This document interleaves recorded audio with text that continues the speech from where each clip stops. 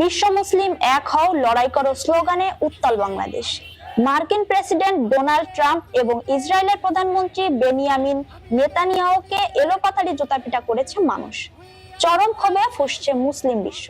তবে তাদের সরাসরি নয়, ট্রাম্প এবং নেতানিয়াহুর প্রতিকৃতিকে জুতাপিটা করা হয়েছে। সকাল থেকে সোহরাওয়ার্দী উদ্যানে উপস্থিত হয় সকল শ্রেণী পেশার মানুষ। দীর্ঘদিন ধরে দেখেনি এমন বাংলাদেশ। হত্যার প্রতিবাদ এবং ফিলিস্তিনের নির্যাতিত মানুষের সঙ্গে সংহতি প্রকাশ করাতে লাখো মানুষের ঢল।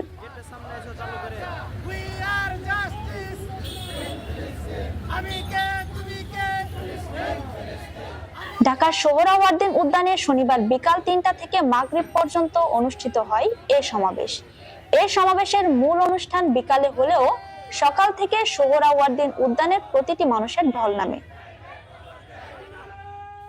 সকাল থেকে ছোট বড় মিছিল নিয়ে শাহবাগ চত্বরে, নীলক্ষেত এবং অন্যান্য জায়গা থেকে আসতে শুরু করে। সাধারণ মানুষ মিছিলে অংশগ্রহণকারী প্রত্যেকের হাতে ছিল বাংলাদেশের জাতীয় পতাকা এবং ফিলিস্তিনের পতাকা।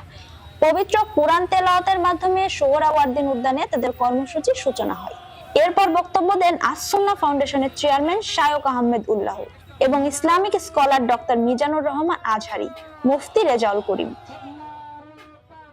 ভৌগোলিকভাবে আমরা ফিলিস্তিন থেকে অনেক দূরে হতে পারি, কিন্তু আজকের এই জনসমুদ্র প্রমাণ করে আমাদের এক একজনের হৃদয়ে, বুকের ভেতরে বাস করে এক একটা ফিলিস্তিন। আমাদের হৃদয়ে বাস করছে এক একটা গাজা। আমাদের হৃদয়ে বাস করে এক একটা আল-কুদস। চিৎকার করে বলুন ঠিক কিনা? আমরা আজকে সংহতি প্রকাশ করব আমাদের মুসলিম ভাইদের উদ্দেশ্যে।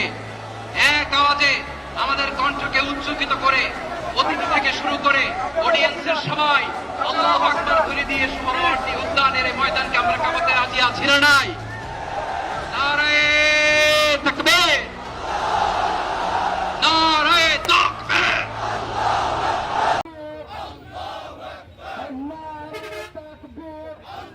ফিলিস্তিনের পক্ষে কয়েক লাখ মানুষ এই কর্মসূচিতে অংশ নেয়।